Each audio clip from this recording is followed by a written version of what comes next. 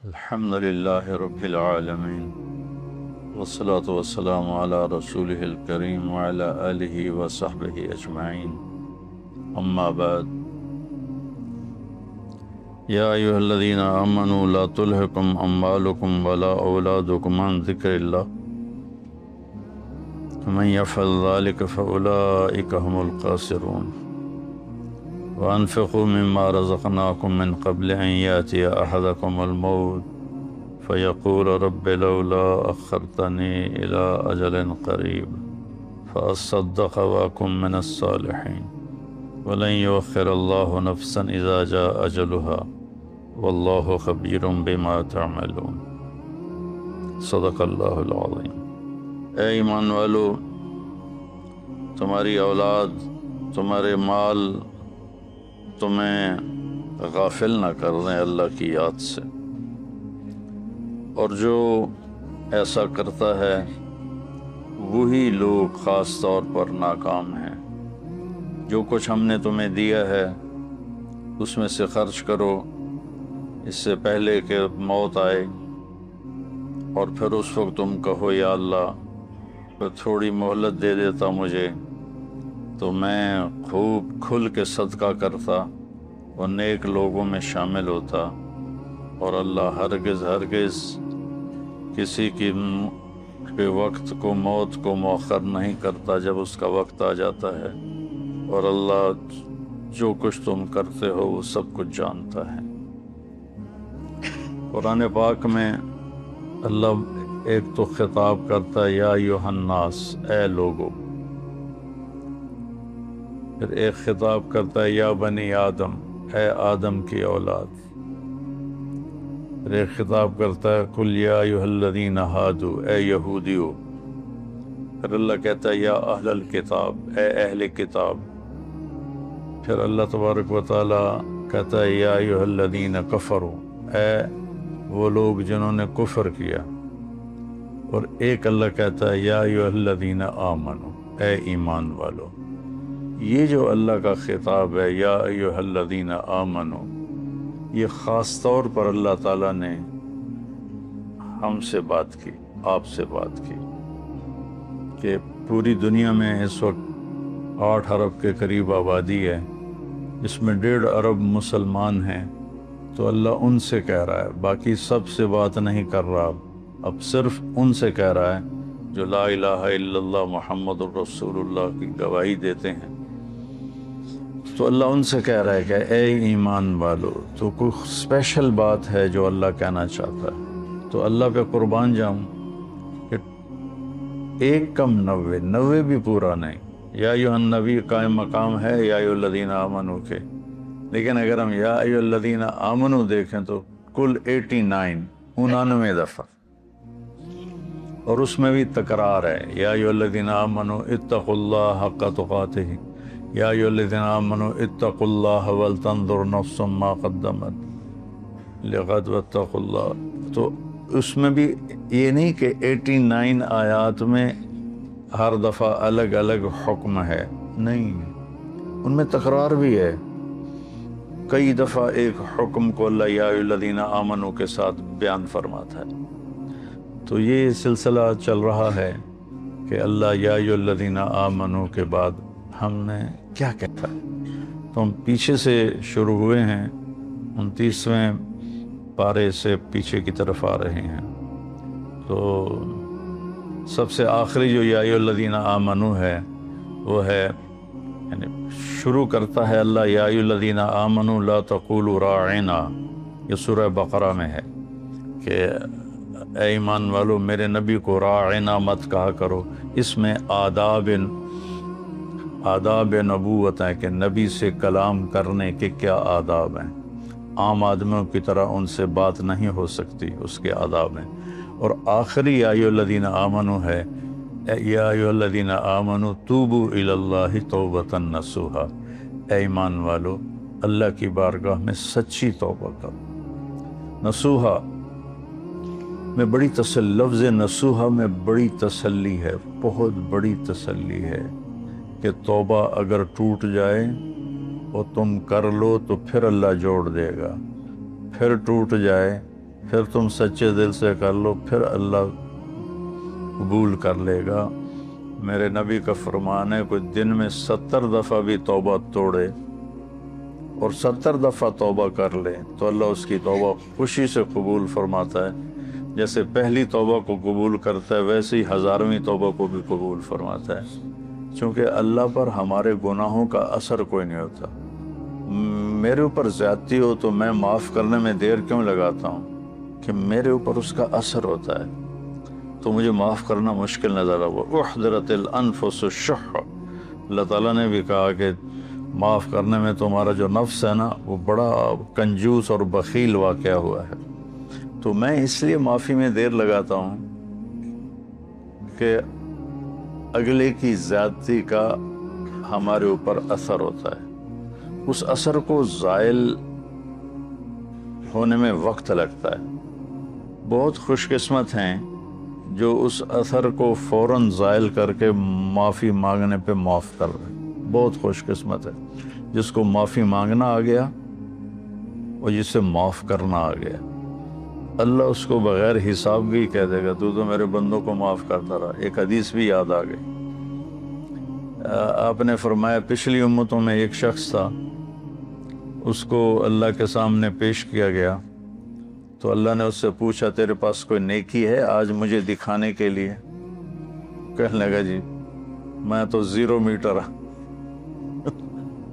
کوئی نیکی نہیں، 0 میٹر کوئی نیکی نہیں یا اللہ۔ تو اللہ تعالیٰ فرمائیں گے اچھا تو سوچ کوئی تم نے کوئی خیر کا کام کبھی کیا ہو؟ وہ کہے گا کیتا ہی کوئی نہیں تو دساں کی یا اللہ، بس ایمان دا بول ہے میرے کو اور کچھ بھی نہیں۔ پھر اللہ فرمائیں گے اور غور کر، تو پھر تھوڑی دیر کے بعد وہ کہے گا یا اللہ میں تاجر تھا تھوک کا، تو میں لوگوں کو مال دیتا تھا، جس کو گھاٹا پڑ جاتا تھا اس کو میں معاف کر دیتا تھا۔ میں اپنے نوکروں سے کہتا تھا اس کو معاف کر دو مت لو۔ یہاں مکان لکھوا لیتے ہیں، آئے ہائے، مکانوں کو تالے لگا دیتے ہیں کہ ساڑھے پیسے دے، مکان ساڑھے نہ لکھ کے دے۔ بڑا ظلم ہے، بہت ظلم ہے۔ ہماری تجارت کیا ہر شعبہ ہی ظلم سے بھرا ہوا ہے، ہماری عدالتیں ظالم ہیں تو باقیوں کا ظلم تو پھر کیا کہنا۔ تو جس کو گھاٹا پڑ جاتا تھا یا اللہ تو میں اس کو معاف کر دیتا، میں اپنے نوکروں سے کہتا تھا اس کو معاف کر۔ اور جو دینے میں ٹال مٹول کرتا تھا، جیسے ہمارے سارے بازار کا ماحول ہے، پیسے پڑے ہوتے ہیں کہتے ہیں اللہ دی قسم ہے کوئی نہیں، اگلے ہفتے آوے آج۔ اتنا بڑا جھوٹ بولتے ہیں اور اس پر قسم اٹھا، بیوقوف کم از کم قسم تو نہ اٹھا، جھوٹ بول رہا ہے قسم تو نہ اٹھا۔ لیکن وہ 2 گناہ کرتے ہیں، ایک جھوٹ بولتے ہیں، ایک جھوٹی قسم اٹھاتے ہیں، 2 کبیرہ گناہ ہو گئے۔ الا وقول الزور، میرے نبی فرمایا کہ تمہیں بڑے گناہ بتاؤں؟ الا اخبرکم باکبر الکبائر، کبیرہ گناہوں کے بھی کبیرہ گناہ بتاؤں؟ الاشراک باللہ، شرک کرنا، حقوق الوالدین، والدین کو رول کے رکھ دینا، روند کے رکھ دینا، ذلیل کر دینا، قتل النفس، بے گناہ کسی کو قتل کرنا۔ اور آپ ایسے ٹیک لگا کے بیٹھے ہوئے یہ بات کر رہے تھے، پھر ایک دم آپ ایسے سیدھے ہوئے، کہا الا وقول الزور، اور جھوٹا بول، اور جھوٹا بول، اور جھوٹا بول، اور جھوٹا بول۔ اس کو اتنا دہرایا کہ ابو بکر رضی اللہ تعالیٰ عنہ فرماتے ہیں کہ میرے دل میں آیا کہ اب اللہ کرے خاموش ہو جائیں، اتنا اس کو دہرایا، جھوٹا بول، جھوٹا بول، جھوٹا بول۔ اور سارے 8 بازار کیا، ریڑھی والے کیا، جھوٹ ہی جھوٹ ہے، جھوٹ ہی جھوٹ ہے، جھوٹ ہی جھوٹ۔ تو وہ کہنے لگا یا اللہ جو تو دے نہیں سکتا تھا اس کو معاف کر دیتا تھا، جو دے سکتا تھا ٹال مٹول کرتا تھا، مجھے پتا ہے دے سکتا نہیں دیندا پیا، تو میں اپنے نوکروں سے کہتا تھا جھگڑا نہیں کرنا، جب دے دے ٹھیک ہے، جب دے دے ٹھیک ہے، جھگڑا نہیں کرنا۔ باقی میرے کو کوئی شے کوئی نہیں، نماز نہیں، روزہ نہیں، حج کوئی نہیں، زکوٰۃ کوئی نہیں، ذکر کوئی نہیں، تلاوت کوئی نہیں، تہجد کوئی نہیں، کوئی شے کوئی نہیں کہ یہ ایک گل ہے۔ تو اللہ تعالیٰ فرمائیں گے واہ میرا بندہ، تو میرے بندوں کو بڑی سہولت دیتا رہا، تو آج میں بھی تمہیں سہولت دیتا ہوں، چل بے ٹکٹا ہی جنت جا، جاؤ جنت میں۔ تو اللہ کو تو پرواہ نہیں نا، اللہ کو اثر سے پاک ذات ہے، لہذا وہ فوری معاف کر دیتا ہے۔ میرے اوپر اثر ہوتا ہے تو میں دیر لگاتا ہوں۔ تو ایک معاف کرنا سیکھ لیں اور ایک معافی مانگنا سیکھ لیں، بے حساب جنت میں جائیں۔ چونکہ اس کام کے کرنے والے دنیا میں کوئی نہیں، نہ کوئی زیادتی کر کے معافی مانگتا ہے اور نہ ہی کوئی معافی مانگنے والے کو معاف کرتا ہے۔ تو اللہ تعالیٰ نے توبۃ نصوحا، توبوا الی اللہ توبۃ نصوحا، اے ایمان والو توبہ نصوح کرو۔ نصوح کسے کہتے ہیں؟ سینے کو۔ ناصح درزی کو کہتے ہیں، ناصح درزی، آج کل خیاط کہتے ہیں، پرانی عربی میں ناصح کہتے ہیں، ناصح ہوتا ہے، اور من صح سوئی کو کہتے ہیں۔ تو یہ کرتا دھاگے کے ساتھ یہاں سے جڑا ہوا ہے، یہ یہاں سے یہ دھاگے کے ساتھ جڑا ہوا ہے۔ یہ ہمیشہ جڑے نہیں رہتے، کبھی یہ دھاگے نکل بھی جاتے ہیں۔ جب دھاگے نکل جاتے ہیں تو ہم ان کو دوبارہ سی لیتے ہیں۔ تو لفظ نصوحہ میں یہ تسلی ہے، اگر تمہاری توبہ کبھی ٹوٹ بھی جائے تو پریشان نہ ہونا۔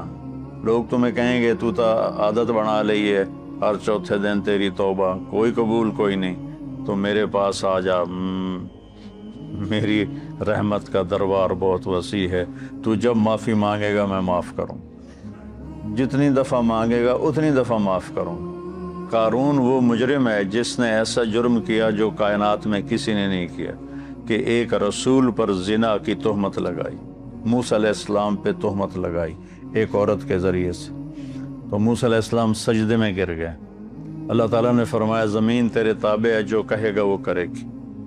تو موسیٰ علیہ السلام کھڑے ہوئے زمین سے کہا ابتلعی، نکل جائے اس کو۔